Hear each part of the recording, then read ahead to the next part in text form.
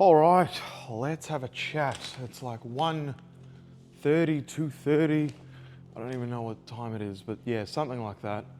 Afternoon. I've had a sleep. My back is still cookies. Just absolute cookies. Oh! In fact, before I sit down, let me show you something and I'll explain what I did yesterday. See over here? We have yoga mat, another yoga mat. So I want you to picture this. While dealing with yesterday's back issue, I had to stop exercising, obviously. And the only place that I could actually be okay with is sitting down. Oh, shit. Is sitting down, well, laying down on the yoga mat. And I kept reading the next book, which is about anxious attachment. So I want you to picture this. I'm literally crippled. My back is absolutely screwed. I'm trying to stretch it out, but stretching hurts, so I'm just laying there. And while listening to Anxious Attachment, which is a great book for specifically me, it's trying to really give therapy to sort of the inner me that was not loved and rejected. And I'm just laying there hysterically crying. Just crying, like releasing.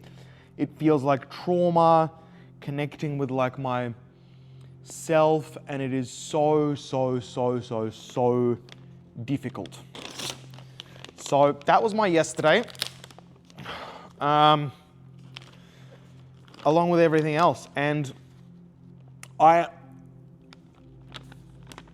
hate that this is the case, but I cannot stop thinking about the ex, and I feel like I'm in a permanent panic response. Just a permanent panic response, hoping that she's okay. And in that, I realized the big thing that I was afraid of is, here you have a human, which all she needs is an apology by her caregivers for what's happened to her. Needs an apology. Now, to ask for that apology is very difficult. It's scary and you have to break through a lot of stuff. But I know how to get people to apologize. I know how to get people to confront their shit. And I realized that in the past, I've also let it go. I see the answer for the human. I see what needs to be done to literally transform and literally have that relationship be completely different. And I go, no, that's not my place. That's not my place. And everybody says that, right? That's not my place. That's not my place. You walk past a homeless person. Oh, he's homeless. Oh, that's not my place. Oh, somebody's getting bashed on the street. Oh, no, it's not my place to intervene. And the penny really dropped for me. Because I'm so worried about what people will think of me, I avoid doing the things that I know will make the biggest difference for people. I am afraid, believe it or not, of saying the truth. And even though I'm the person of truth hurts, I am afraid of being honest. And at that period that I was running my social media, where I was like, screw it, I'm just going to say it like it is, that's when everything went large and viral on social media. And then I kind of lost it because my anxious attachment came in and I was like, people actually like me? And then I was like, do you like me? Do you like me? And then the whole thing changed because I got, again, worried for saying it like it is, because it's scary. Nobody does it. Nobody does it. So I'm sitting there with the partner and I'm thinking, man, I've written a whole thing of what she would need to do and the impacts on her life. And I'm worried about her. I'm worried about her usage. I'm worried that she's not okay.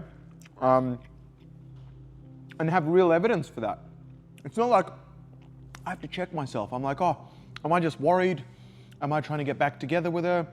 No, I feel like my boundaries are very closed up. Like I wouldn't, not her, not anybody new. Like I'm very scared of letting anybody in. So it's not that. I'm genuinely really worried for her, and there's actual real worries for her. There's real things that are going on that are very worrying. And I sit there and I've told myself a rule, like if you've been with me for the last 2 weeks, I was like, I'll tell her in 2 months that, hey, like this is what's going on and this needs to happen with your mum or whatever it is. And I couldn't hold it in anymore. She had texted me and she had given me another update on her life. And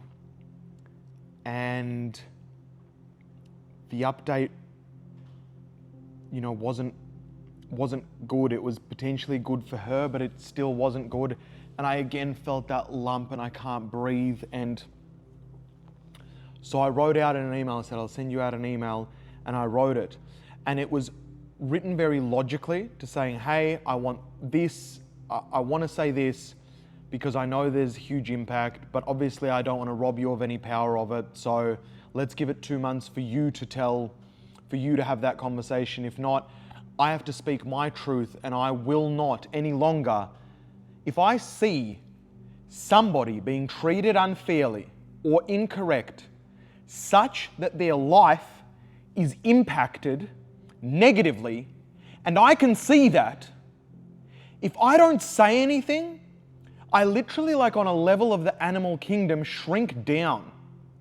How dare I let a person suffer or let somebody treat somebody poorly? How dare I? Oh, because it's not my business. No. You have to let people get to their own answers when they get to their own answers. Okay. So what do? Do I just turn a blind eye and I'm like, oh, okay. Forget even humans that we love all. I love all humans, but this person, like, there's a really deep connection there. Oh, okay.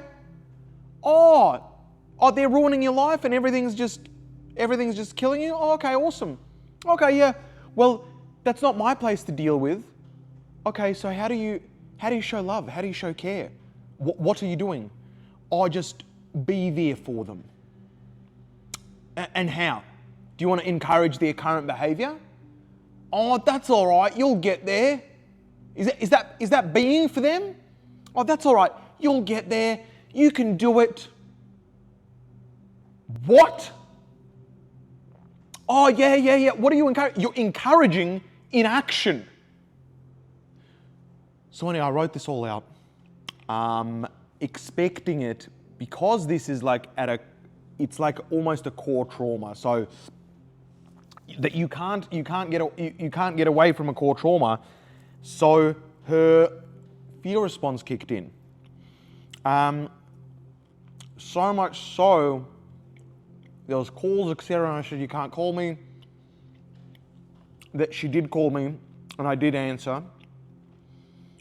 And I tried to calm her down.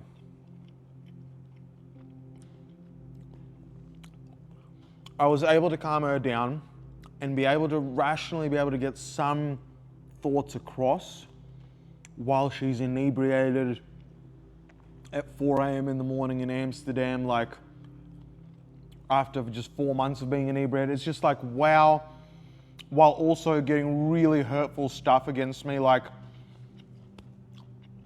I'm gonna get a restraining order on you. I'm just gonna not. And if you ever have the chance of ever seeing me again, you're not the person that I knew. Trying desperately to control the situation. And I sent her another email saying, all I'm gonna do is I'm gonna request to be able to, ask your caregiver. I'm going to make requests and they can deny my request. They don't have to apologize. And then I have to be honest with my spirit. But the reality is I've got choices as a human being. So I was gifted with the perception of seeing. Not gifted. It's very straightforward. I was alone for my majority of my life. I observed people. I became #1 most entertaining illusionist in Australia for one performance, so I was like a professional magician. So I learned to observe people and understand how they work.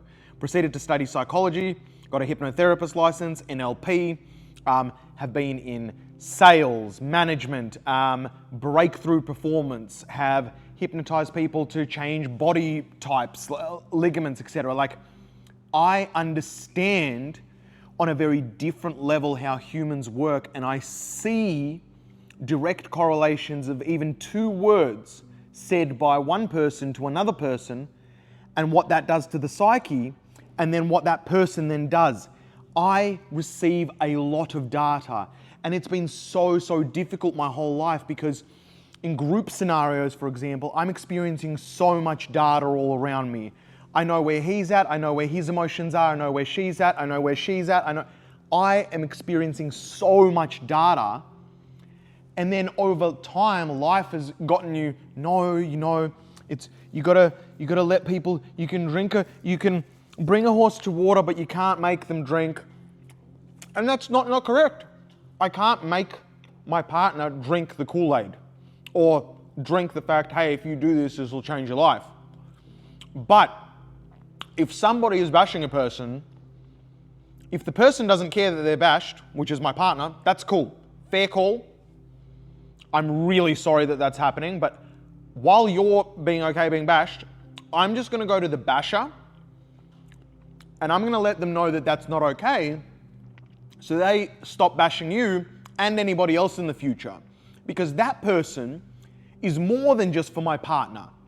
That person is bashing everybody around them, and everybody about them is getting trauma, and then all of them are traumatizing everybody else, and all of them are traumatizing everyone else. So the one thing that you shut your mouth and don't say it like it is, Jenny, you are overweight. If you continue to be overweight, you're going to die an early death. If you don't say that, then Jenny is going to continue telling all her mates that it's fine to eat pizza, everybody else, and what you're actually doing is a whole section of society you're letting down. The thinking is very unique, because the thinking is on a society level.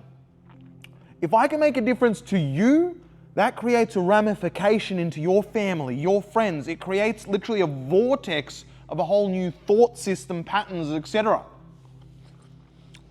So I feel like I'm really tested at the moment for what is my, will I shrink down? I know right from wrong. I can't force anybody to do anything. No. I can't make anybody do anything. No.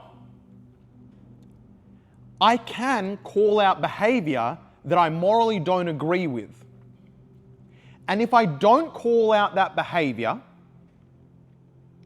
then I personally shrink down, do a disservice to this person and everybody around them, and me personally, I squash what is true for me. And because my truth exists in a place where I see wrong from right, that is wrong. Call that out, and I can take a person gently through it for them to realize that their behavior is incorrect. If you were here a couple of days ago, like that person selling nicotine vapes, we had a conversation. It was a 20-minute conversation. Yeah, it would have been uncomfortable for the person, for sure.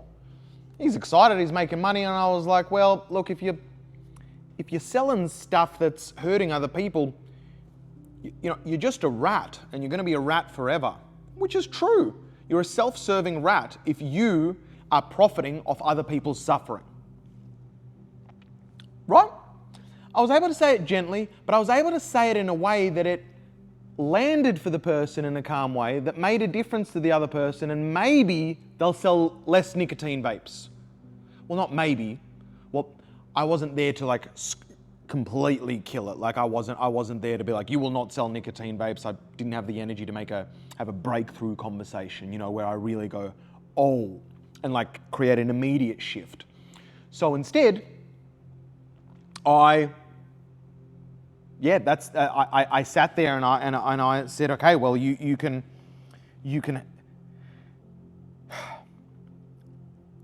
If I wouldn't have spoken up, then I'm as good as the person that is the perpetrator.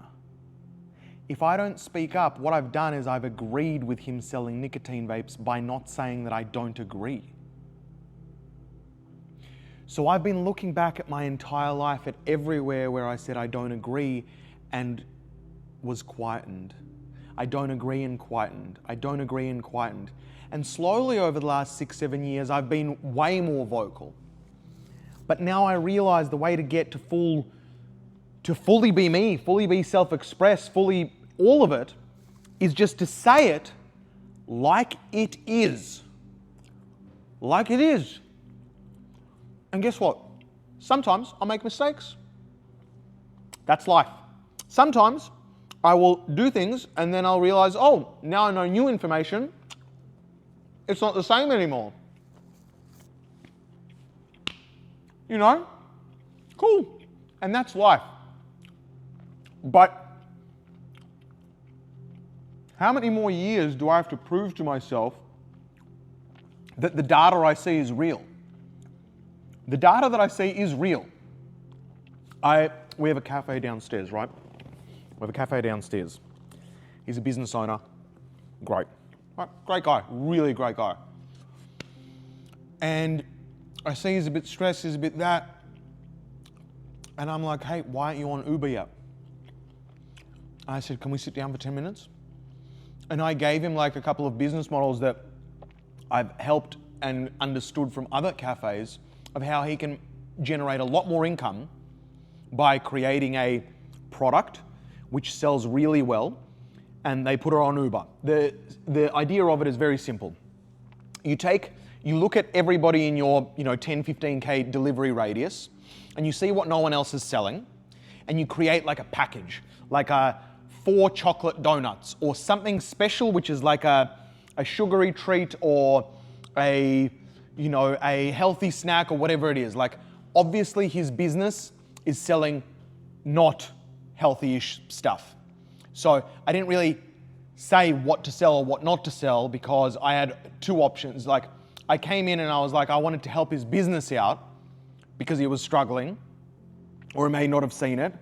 But I also at the time, didn't want to go, hey, you should sell healthy stuff, because that's not going to give him any value in the start and they'll be very resistant, right? He's like, I'm just struggling to stay alive.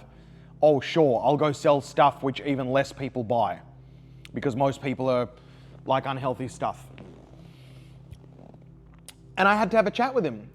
So much so he's like, are you a representative for Uber or something, or Uber Eats? Or I'll go, no, I just have seen it work and I love you serve me coffee every morning and I just needed to give you that. I couldn't hold it in. And I was able to give that, and the conversation didn't break through anything.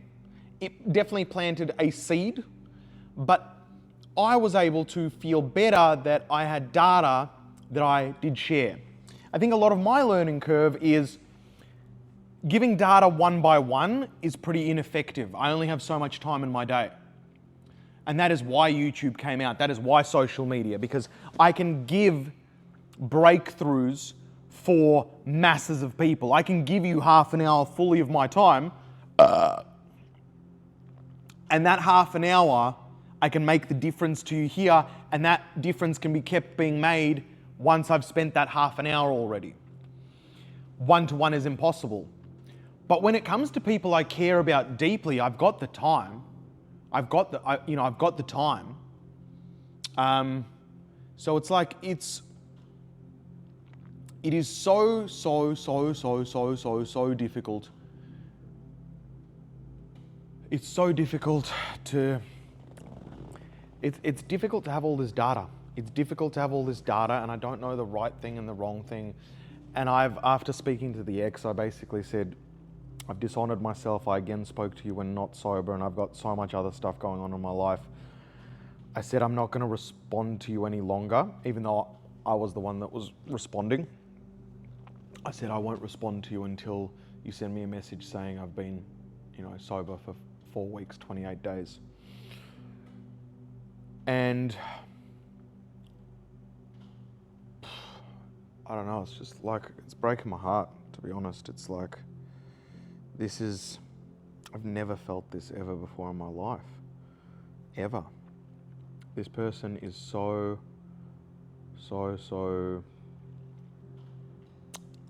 special. And I don't mind if they grow and it takes a long time. But when there's actually things that are live, like in reality, live hurting them, that to me is just, I don't know what it is. Well, I do know what it is. Majority of my childhood, I was hurt by everybody. I got bullied. I got mass bullied. I don't know if I've spoken about this before, but I had like 500, 600 people circling around me, throwing rocks at me, throwing coins, calling me the fat magician, which may sound like, ooh, that's rough, but on a psychological level, what I experienced was mass societal rejection.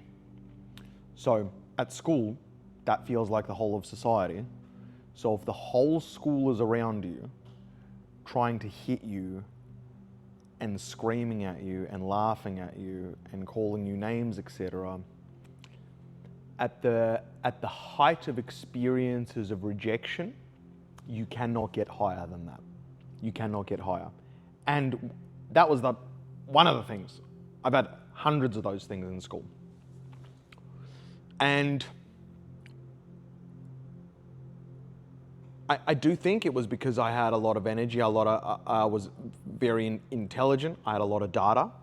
I was different, man. I was different. You could tell I was on a different frequency. You could tell I was faster, smarter, harder. I was fatter as well. Obviously I was still a kid, so I was working it out. I had no idea what I was doing, But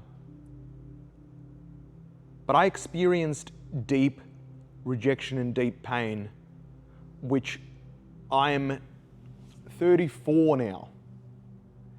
And I have fought tooth and nail to work through that, tooth and nail. And no one gave me the rule book. No one went to the other people and made them apologize. Nobody restored that for me, nobody restored that peace for me. I'm still uncovering stuff that happened with my family, and just recently had another conversation, again broke down hysterically, and again that released some stuff. Because no one's doing that for me, and it impacts my whole life. We all search for this happiness thing. We all search for this, like, maybe if I'll get that car, that promotion, that job, that girlfriend, that partner, then I'll be happy. And it never comes. It never comes until you deal with the source of where you were done wrong as a child. Like, that's the reality. That is the reality. Like, even all the stuff that I give you, which is mental models, and it's great mental models, you have to clear out the garbage truck. You can't just have a garbage truck full of garbage and put like diamonds on the back of it so it looks like not a garbage truck.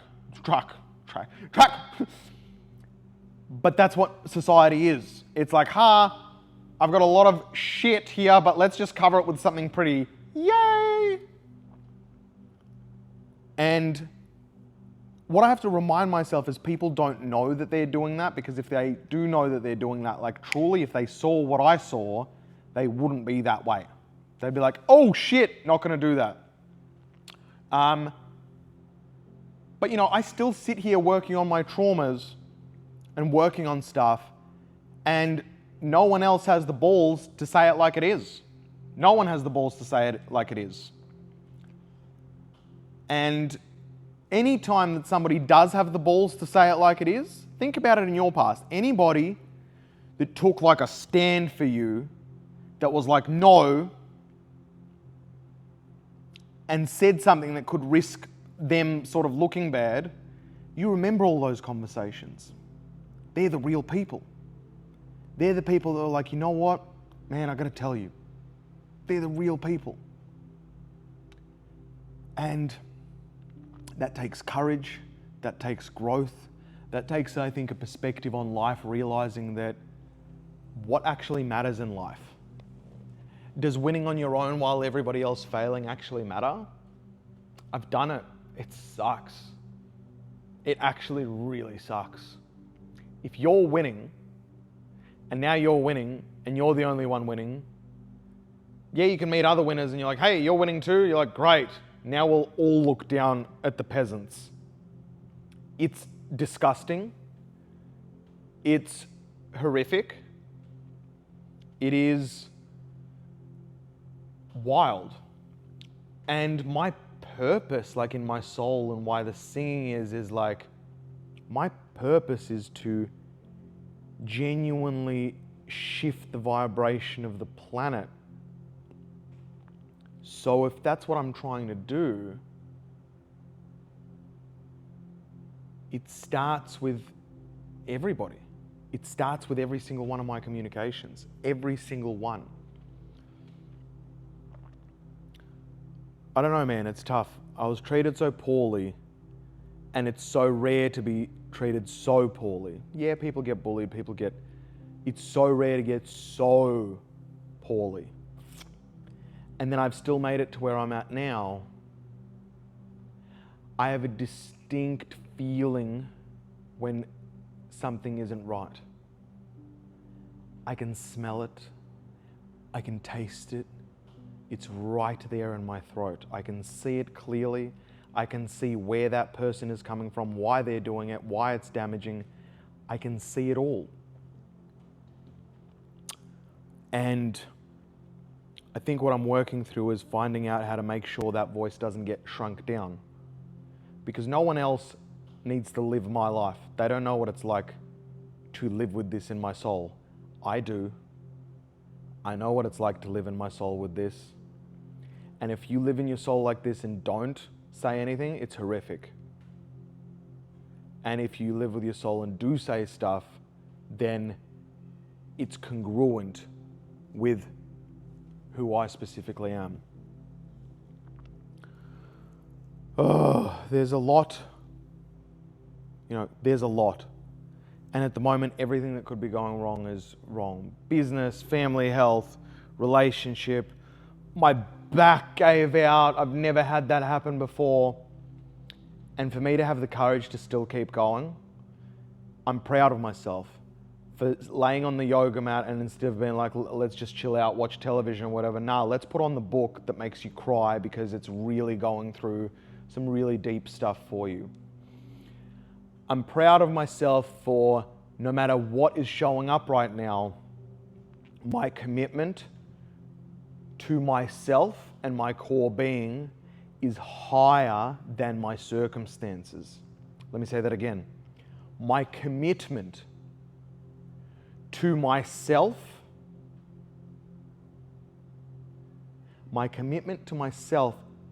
is higher than my circumstances or how I feel about them. Circumstances will happen. I will have feelings about them.